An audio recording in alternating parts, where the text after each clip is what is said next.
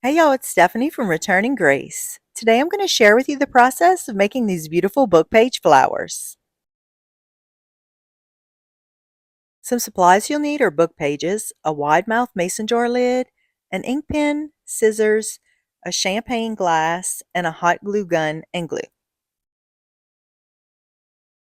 Another optional supply are these silicone finger protectors. They work great to prevent burns when working with hot glue. First, you want to use the mason jar lid to trace circles onto the book pages. I was able to add 2 circles to these book pages. I wanted to keep the circles in the center of the page to get as much of the text onto the circles as possible. The paper for the pages is pretty thin, so I worked with about 8 pages at once. And then after tracing the circles, you want to cut them out with scissors. It's important to use sharp scissors and only work with as many book pages as you can to get a very consistent circle. You want all the circles to be as uniform as possible.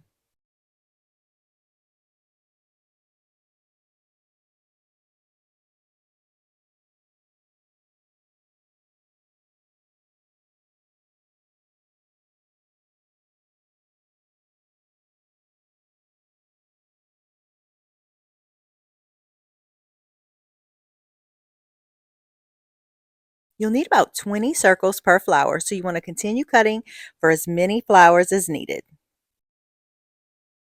Now here comes the fun part.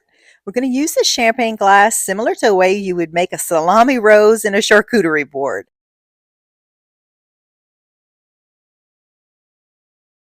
First, we'll start layering the circles.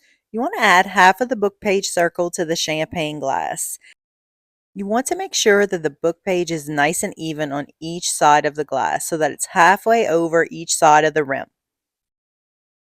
Next, you'll take another book page circle and layer it on top of the previous circle by about a third.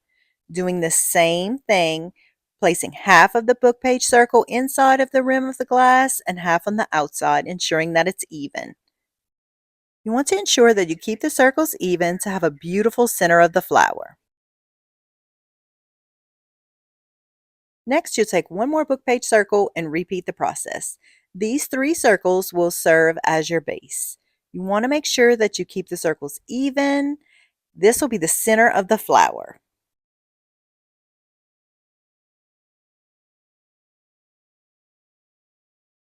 For the rest of the circles, you're going to apply a thin line of glue along the rim and continue layering until the center of the flower is completely filled in. Each time you add a new circle, you want to continue overlapping them by at least a third and having half of the book page circle inside of the glass and half of the book page circle outside of the glass.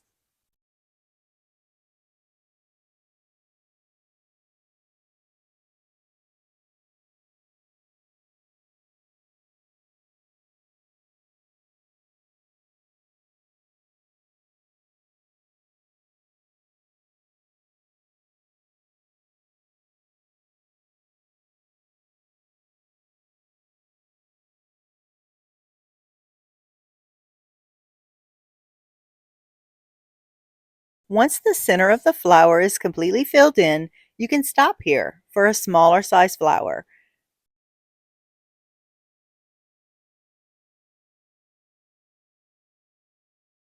For larger flowers, you want to continue layering, but this time only add about a third of the book page circle into the center of the flower.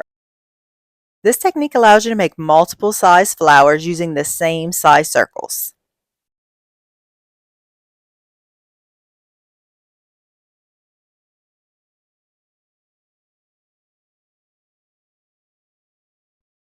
Continue layering the circles until you achieve the size flower needed for your project.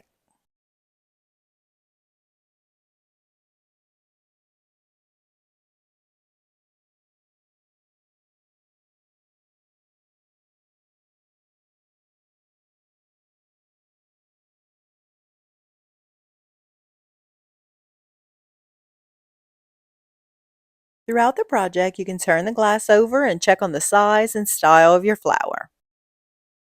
Once it's complete, you want to turn the glass over and gently remove the glass from the center of the flower. And there you have your beautiful book page flower ready for crafting. I made all of these different sizes of flowers using the same technique. For most projects, it's good to have a variety of sizes for contrast and interest. I added a dab of hot glue to the back of these and secured them to a grapevine wreath. This neutral toned book page wreath is perfect for just about any occasion. You can simply change the ribbon to fit your theme or season. I hung the wreath on the blanket ladder in my living room. This corner of the living room has my vintage piano and other vintage finds, and the wreath adds the perfect amount of texture, neutral tones, and vintage nostalgia. I hope this project inspired you and I have lots more ideas for these book page flowers coming up. So be sure to subscribe to my channel and get updates.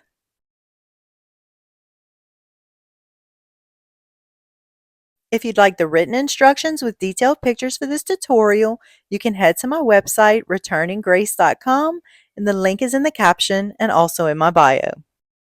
Thanks for watching. See you next time.